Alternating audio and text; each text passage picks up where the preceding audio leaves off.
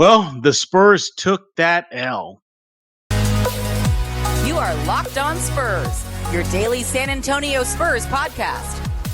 Part of the Locked On Podcast Network, your team every day. Welcome back to Locked On Spurs right here on the Locked On NBA Network. I'm your host, Jeff Garcia, Spurs writer for Ken's Five San Antonio. Glad to have you back. Hope you're doing all right. Spurs took a beating. Yeah, it was a beatdown. They were down by 40-plus points to the Raptors. We're going to go ahead and recap that game. What went completely wrong for the Spurs? Were they anything bright? I'm going to challenge our guests to find two things that were bright about an otherwise abysmal game from your Silver and Black. Then we're going to talk a little bit about Romeo Langford. He seems to be kind of coming on in his NBA career. Did the Spurs get themselves a gem in that trade with Boston? But we thank you for making Locked On Spurs your first listen each and every day. We are free and available wherever you get podcasts. And this episode is brought to you by Prize Picks. First-time users can receive a 100% instant deposit match up to $100 with the promo code Locked On. That's prizepicks.com, promo code Locked On. Who was helping me recap the disaster at the AT&T? He's back, everybody, helping me recap another game. Rudy Campos will sweep the league. Rudy, we should just put up a chair and just have it already embroidered with your name here at Locked On Spurs, because you are coming on helping me do these recap, and you just finished doing one with your co-host Derek Gervin. Yeah, it's first off, glad to have me back, man. I appreciate you inviting me, and I feel like I'm getting I'm going from private to sergeant on the Locked On network with you. So I'm making my way up the ranks there. Well, let's go and dive into this. And by the way, everybody, make sure to follow Rudy on Twitter at Sweep the League. He's going to be talking to you about his show and more in just a few minutes. Yeah, it was pretty much over from the get-go. Spurs, Raptors. Spurs lost to the Raptors last night. Brace yourself, everybody. 143-100. The largest lead by the Raptors was just, I believe it was 43 points. We'll check on that in a bit. But, yeah, it was not a pretty night at the AT&T. But, Rudy, do you look at this game and say, look, the Spurs are heavily depleted right now. In no Vassell, no Keldon, Sohan limited minutes. Pop warned everybody about that ahead of time. You got one of the rare guards they have now ever since the Primo debacle. You have, Blake Wesley shelved. Do you factor that in this recap we're about to talk about? Yeah, I factor in a little bit. I mean, you're missing Keldon, you're missing Devin. That's 43 points roughly right there just in scoring. Will they have won if they had both those guys? It's kind of hard to say. They just kind of had all around in that game. And to be honest, it just seemed like everything Toronto threw up was just going in. I mean, they were very hot that third quarter, as well as the fourth as well. But it's after the second quarter, it was just pretty much done. I think they won that quarter 32-18. Toronto did. Yeah. So there's not much to say. Even with the depleted roster, I think this was a game that was just going to go the Raptors' way. They say that defense wins games, and that was proven last night against your Silver and Black. Offensively, coming into the game, Toronto wasn't known to be an offensive juggernaut, but they sure put one on the Spurs, dropping 140-plus points on the Silver and Black. But you mentioned that defense, it was specifically the second quarter scoring. They only allowed the Spurs to score 18 points. Oh, and by the way, in the third quarter, they only let the Spurs score 21 points. They scored 40. Defense wins games. We should have known that in our game preview, that if it comes down to defense, well, the Raptors are one of the best in the league right now. Yeah, we talked about it in the preview show, how the Raptors defense was superb and their offense wasn't that great. But, you can actually say that we were 100% right on that, because their defense led to points. I mean, you're talking about points off turnovers was 31 for the Raptors off of 23 Spurs turnovers. I mean, right. That 31 points off turnovers, man, that's a lot. I mean, a whole lot. So when you get easy buckets like the Raptors, where we saw a bunch of open layups and open dunks, I mean, it's just going to be a bad night overall. So their defense definitely led to the offensive side, both sides clicking for the Toronto Raptors last night. Yeah, the Spurs were definitely cold from the field. 39% for the game, Rudy. That's it. All the Spurs shot. Well, the Raptors, as you mentioned, they were hot. Yeah, they ended the night hot. 54% from the field.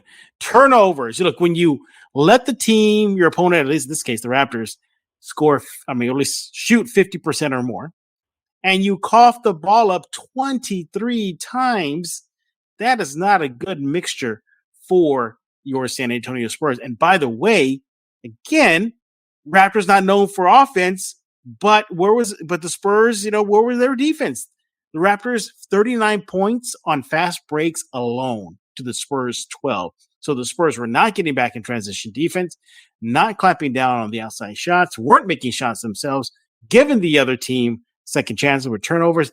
It's a bad mix. And I look at this loss and look, this is going to happen. Not all NBA teams are going to have a perfect season. They're not going to come out competitive each and every game. You're going to have those games where you lay eggs. Do you think this was one of those cases for the Spurs where they just simply lay an egg and not much to do, just simply move forward? I mean, before we preview this game, also to make things more interesting, we didn't know that Keldon was going to be out. We didn't know the Sohan was going to play or even get minimal minutes if he did. Mm-hmm. So, I mean, knowing that the roster was pretty much depleted, Sohan was very limited. I mean, we got to see every player on the team tonight that was on the roster on the bench. So, I think it was just one of those games, man. You're missing some key pieces. It's one of those games that you just kind of chalk up and say, you know what, it's probably going to be an L. It doesn't matter if it's going to be pretty or ugly. If we're competitive, we're competitive. If we're not, no big deal. Let's get some players some minutes and see what they can do on the court. Yeah, Keita Bates-Diop led the Spurs in scoring with 17 points. For the Raptors, they were led by Trent Jr. with 24 points on the night. And look, at least for a quarter, the Spurs were competitive, hanging in there tough with Toronto after the first, 32-31 Toronto. But after that, just the wheels just came completely off. Other stats, notable stats in this case, you have Malachi Branham, took advantage of his minutes, scored 13 points. We might be talking about him in a few seconds. And I mean, you look up and down the stat sheet, and nothing really, to make yourself go, wow. Jeremy Sohan only played 10 minutes. Pop, like I mentioned, Pop did warn everybody that was going to happen. It happened. Trey Jones, I thought for sure Trey Jones would get a little bit more touches to get his points up because we know he can score. Bad shooting out from him. Only took 9 shots, made 3, 7 points for 9. He was a minus 20 for the game. Rudy, I look at this loss, and the first thing I think of is the kids are going to learn from this. They may have been riding high a little bit too much with their 2-game winning streak that was snapped, but these are the lessons these kids are going to have to learn, that you're going to have those nights where you're depleted and it's next man up. Yeah, and that's something that the Spurs philosophy has always been about. It's next man up. You have guys, especially starters, and your stars on the team that aren't going to be able to play every single game. And when that happens, you've got to step up. But you're right. You saw Malachi Branham in 23 minutes, scored 13 points. Pretty decent shot from the 3-point line. He only shot 2 of 6, but the aggressive part. I mean, taking 11 shots in those 23 minutes, I was really enjoying that. Not only that, Zach Collins. 8 points, 9 boards, 3 assists, a steal, a block. That's a pretty good stat line for Zach. For a guy that was kind of questionable coming into the season, what was his role going to be? Was he going to get a lot of minutes? Getting 24 minutes. He got more minutes than Jakob Poeltl did tonight. So I think that's a bonus right there for Zach Collins and seeing that. And again, McDermott still 9 points. You just had it was an all-around team effort, and it took the whole team to lose tonight. So that's the way that quickly crumbles sometimes. Can we tell Zach to stop taking those hard fouls or hard falls, I should say, on the court? How many did you kind of collectively hold your breath when he fell? Like what, 3 times? They weren't like traditional, like little trips or something. There was one where he just laid flat on his back. Jakob Poeltl even looked at him like, "Oh my God, are you okay?" He does. He really does. And you know what? I get it. You want to block everything. You want to make SportsCenter's top 10 by having a nice block or whatever. But bro, you're pretty soft right now. You've cracked like an egg before, and we don't really need that right now, considering how depleted the Spurs roster is. And you need a big man. I know they got Charles Bassey in, but Zach, you're the next guy after Jakob, so please take care of yourself. Yeah, it was there's some tense moments, at least for me on my end. I'm watching the game. Like, get up, Zach, get up. Hey, and things got a little chippy too, huh? The Richardson and who was that Raptor guy? I think it was I just had I it got right his here. name. Kokolo. I think it was Colaco. Colaco. Yeah, Christian Colaco. Colaco, thank you. Yeah. They got a little chippy, huh? And then Zach gets in the middle of it too. He tries to separate everybody. And you saw things brewing. I think it was like in the first half, right? Where I think Richardson went up for a shot or something like that. And the replay shows that he threw an elbow at Colaco. And then Colaco didn't take he didn't take exception to that. He took exception to that, I should say. But they had to be separated. Yeah, but luckily there are no swings. This was a bad night. Once again, your Spurs lose 143-100. They are now 5-3 on the season, 2-2 at home, and they'll next play the Clippers this Friday night at the AT&T. But when we get back, I'm going to challenge Rudy to give me two bright spots in an otherwise abysmal game from the silver and black. So I can't wait to hear what he has to say about that. But before we do that, I want to talk to you about Prize Picks. It's a daily fantasy app. You got to get it right now. Look, how does it work? I think everybody asks me that. Well, how does Prize Picks work? So what you do is you pick 2 to 5 players, and if they go to score more or less than their Prize Pick projection, where you can win up to 10 times your money on an entry. You're not competing against other people. It's just you versus the projections available. Prize Picks offers projections on any sport that you watch. This includes NBA, NFL, MLB, NHL, PGA, college football, men's college football. I mean, the list goes on and on. WNBA, esports, NASCAR, tennis, MMA, boxing, disc golf. Yes, disc golf. Prize Picks has it all. Entries can be made in 60 seconds or less. It's that easy. Safe and fast withdrawals. Currently operational in over 30 states and in Canada. Here's what you got to do. Download the Prize Picks app or go to prizepicks.com to sign up and play daily fantasy sports. First-time users can get themselves 100% instant deposit match up to $100 with promo code Locked On. So if you deposit 100, they'll give you $100.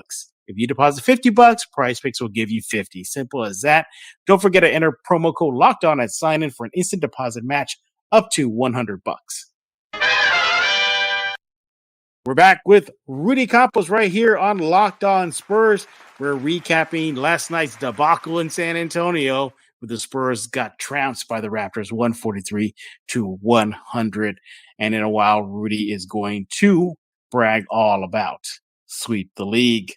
I challenged you, Rudy, before the break, to give me at least 2 bright spots. What are 2 good things that happened in otherwise a forgetful night for the Silver and Black? Well, I probably can't use what I wanted to use, and that was that the Astros were playing, so you could have easily switched the game over when it was a blowout. I watched the Astros game. But you know what? I did find 2 bright spots. They're really, really small, but you know what? They're bright enough for me to bring them to the light here. Recent pickup, Charles Bassey. I mean, he got 12 minutes, 9 points, 4 boards, had a couple of blocks. I mean, really active in his very first game with San Antonio. I think as soon as he gets a little more acclimated, you could see him coming off the bench for a little bit more minutes, kind of spelling Yak up. And as Zach gets into foul trouble, which we know he's pretty capable of doing, Charles Bassey can be that guy along with Gorgie Zhang. But I did like what I saw out of Bassey tonight. We've seen him with other teams, most recently with Philadelphia. Kid can play. And knowing that he was a San Antonio product as well out of St. Anthony's, I mean, I know I've seen him play a lot in high school. So really enjoyed his play. But not only that, Spurs led the league in the early league at 31 assists per game. They had 29 assists tonight. So it was promising to see that they were still moving the ball. The shots just weren't going down. And that's going to happen. You know, in the league, if you're not making your shots and your opponent is, you're going to lose no matter what. And we just didn't see the shots falling tonight, 39%.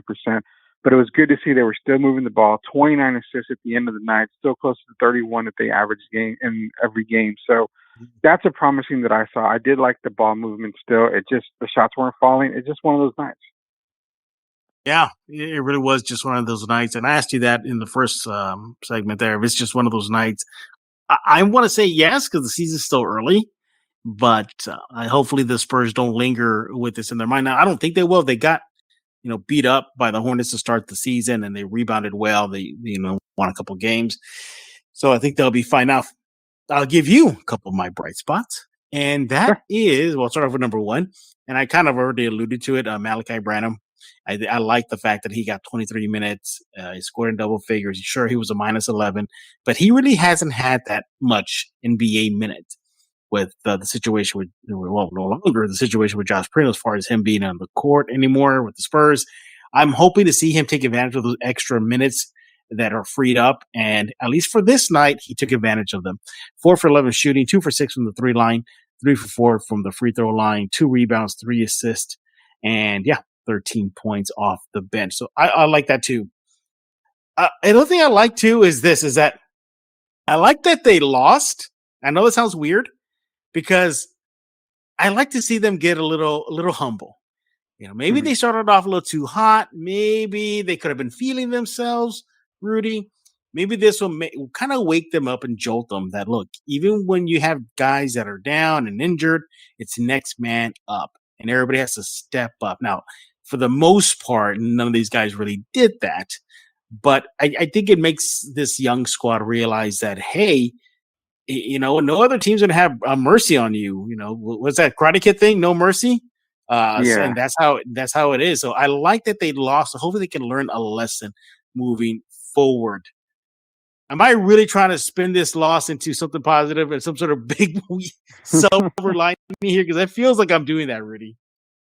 No, we can't. You're not going to really turn it into a positive thing. I mean, we try to find some bright spots, but overall, it's very dim. This game, it's just a game, like you said. The guys I figured they were going to start Josh Richardson over Romeo Langford. That was my first thing. But that kind of made me feel like, okay, we're seeing Romeo out there. It's probably going to be one of those games where it's just kind of pop throwing the guys out there and saying, you know what, just do what you want to do. Basically, if we get the W, great. If we don't, I'm not mad. Let's just get through this game injury free. And that's, I guess, one positive that that is very important because we saw Blake Wesley go down. We're seeing some of the Spurs, Devin and Keldon. Getting out of this game injury free is a major positive. That's another one that I could say. Yeah. Yeah, that's a good point. And we got some scares. We talked about Zach Collins taking some bad spills. Doug McDermott, at one point, I thought he was going to exit the game because he twisted his ankle pretty bad on replay, but he walked through it and he paid through it. So, everybody came out unscathed. But I'm glad you brought up Romeo Langford. I want to talk to you a little bit about him before we put a wrap on this episode. Who's thrown to the deal with Boston and the Derek White deal. Didn't really play much when that trade went down. Didn't really see him in summer league. I thought maybe he could have played, to get some time because he really hasn't had any quality NBA games in the sense of a long stretch of them. He was injured left and right in Boston. He got injured in San Antonio that when the trade went down. Now he's getting his shine. And Popovich talks glowing about him, especially on the defensive end. There's Josh Richardson's talks glowing about him. Doug McDermott did. The list goes on and on. The players seem to really like Romeo. And that's what we're going to talk about when we get back. We're going to talk just a little bit about Romeo, figure out, can he find a major role with this team moving forward in this rebuild? What does Rudy have to say about Langford and much, much more? But hey, I want to say again, thank you for making Locked On Spurs your first listen today. For your second listen, check out Locked On Sports Today, from the games that matter the most to the biggest stories in sports. Go beyond the scoreboard with behind the scenes with local experts and insights only Locked On can provide. Locked On Sports Today, available on this app, YouTube, and wherever you get podcasts. We're back with Rudy Campos right here on Locked On Spurs. He is with Sweep the League, and we're about to talk about Romeo Langford. So I kind of teased it, what we're going to be talking about right now. What are your thoughts on Langford? How do you see him fitting in? Man, Romeo is such a mystery, to me. I mean, like I said, he was a first-round pick. I think pick number 14 back in 2019 out of Indiana. I mean, his Indiana days were great. Coming out of high school, he was a really good player. I believe he averaged 16 points in Indiana. I think when it comes to the NBA, he's got a good body. He's got a good feel for the game. But I just don't think he meshes really well, in my opinion. I don't see. I mean, I get the defensive. I get the defensive side. I mean, he's a pretty good defender. I just don't ever see him being a guy that is gonna come in, take over a game, or come in and command the ball. It's hard for me to read Romeo. It really is. And it's not a negative, but it's not a positive either. He's one of those guys that I think he's just a journeyman, is what it is. You know, he's going to be there now that the Spurs have some issues and they need to fill some slots. He's going to stick with the San Antonio Spurs. He may even be a trade piece somewhere, just, to throw in there. But like I said, the biggest surprise to me was seeing him start tonight. I really didn't expect to see him in the starting five unless there was just major people that were out with injury or something. Yeah. But right now, I guess he's going to probably be a good defensive style player, I say.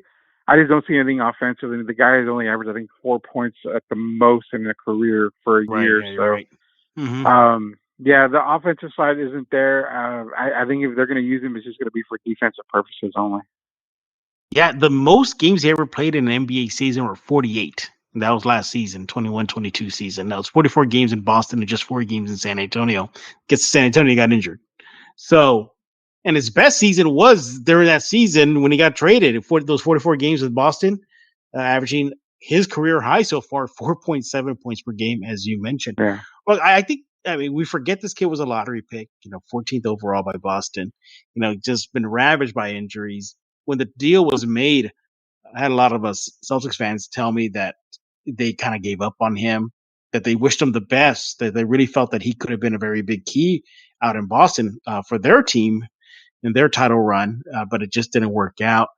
You look at Romeo, and we know defense is his thing. Could you project him maybe to have a Bruce Bowen-like role with the Spurs?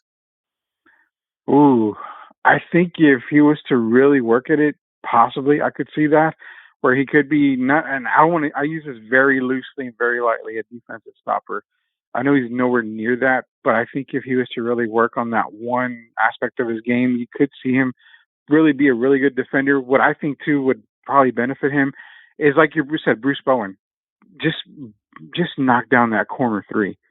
Yeah. Where Bruce, thrived was just knocking down that shot. And that's something that Pop is really good at, getting a player to buy into what he's thinking and to buy into his teachings. I think if they use Romeo like that, it might work. It might work. The guy does move. He's got a very big body. He's got a very athletic body. I mean, he's standing 6'5".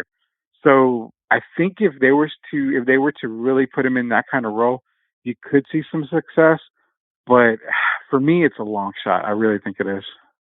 If I'm him, I'm telling the Spurs to bring in Bruce Bowen to help mentor him. Maybe I think that could work. I think that'll definitely help him. Bowen, in the Spurs uniform, or just his NBA career, wasn't really known for an offensive juggernaut, but defensively he put the clamps on teams, and he was Bowen. That is very key for the Spurs title runs back in the day.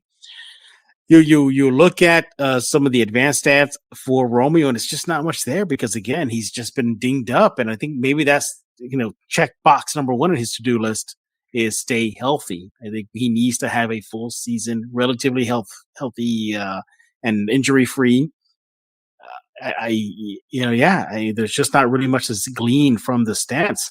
Defensively, we know what he can do, but it needs more time. What do you project him? Let's just pretend like we're now at the last month of the season. Let's just say he's injury free. You think what we see right now we're going to get from Romeo, or you expect some areas of development?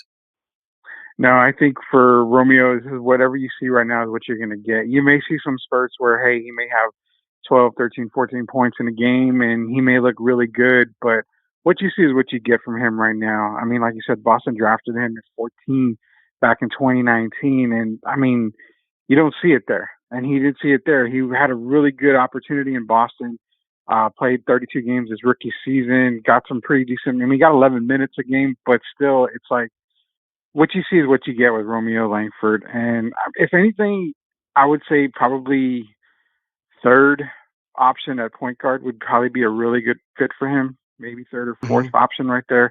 Outside of that, you're not going to get much out of him.